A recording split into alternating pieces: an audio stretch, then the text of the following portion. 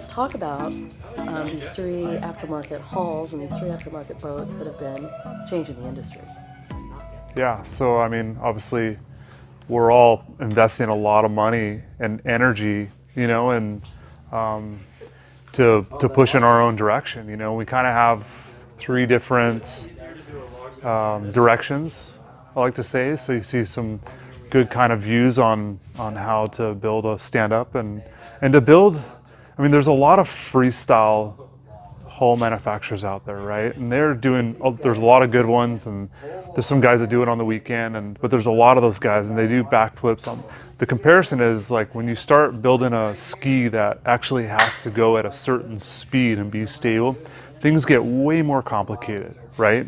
Compared to doing a backflip. I'm not taking anything away from those guys, but that's why there's only three of us right now, As I should have three companies, three different groups, and we all have like a deep background understanding and have raced and competed for several decades with this type of watercraft, basically focusing on the stand-up. And so it's cool to see like our different perspectives, and there is like it's a pretty dog fight, we're at each other's throats, so to speak, and some physically, yes, at times, but I'm not going to mention any names. But you're elevating the sport, right? That's the beauty of it, I think. Absolutely.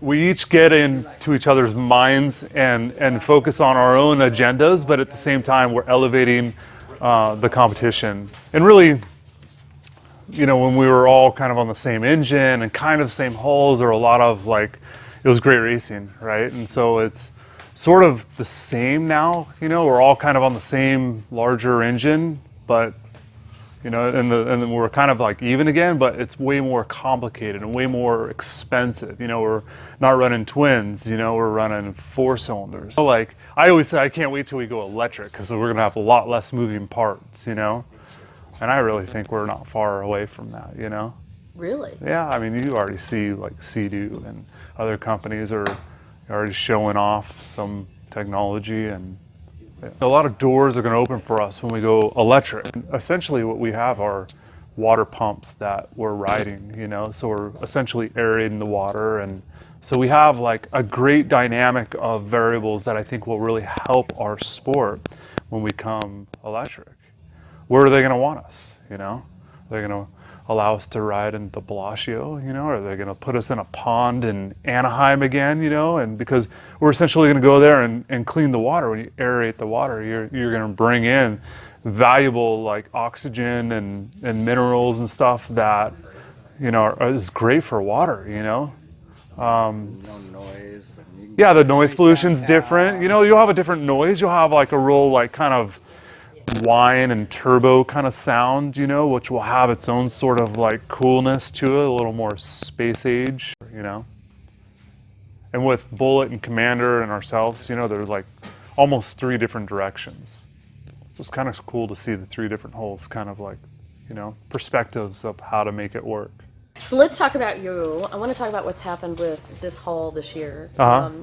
You've had lots of things coming in from the industry, new things coming in from the industry that you had to adapt to. Yeah. I want to talk about your adaptations for 2019 and 2020. Okay. Tell me what's new. Well, for sure, I'm still trying to understand my own design and build on what I feel is the best direction. And so there's been a learning curve with that.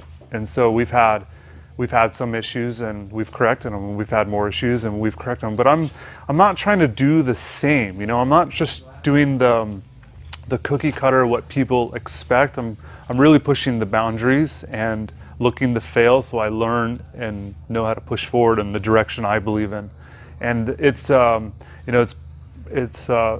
pushed back our ultimate goals a little bit, but I think for me the education of knowing what I can do and what understanding the water that's going on has been huge.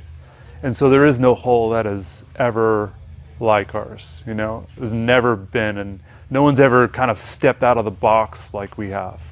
And so it comes with a price, but in the end you ride something and it's absolutely amazing what it does for you. almost the immediate like feel of emotion, I guess. And it's what I really go for, is the feel that it gives you when you step off, you know? Step off and stop and think about what you just experienced. And that is the kind of product I like to build. Describe that experience when it's just right for you.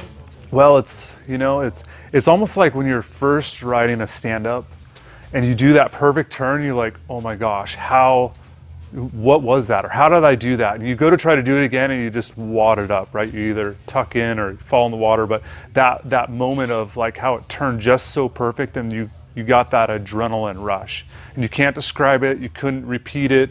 And and once in a while when you do get it again, it's such an amazing feel. And I think that's a lot of what hooks us into the sport, and we love the ride and race, and that is the feeling I've always chased from my younger days, trying to understand it and evolve it, and it's what's brought me here.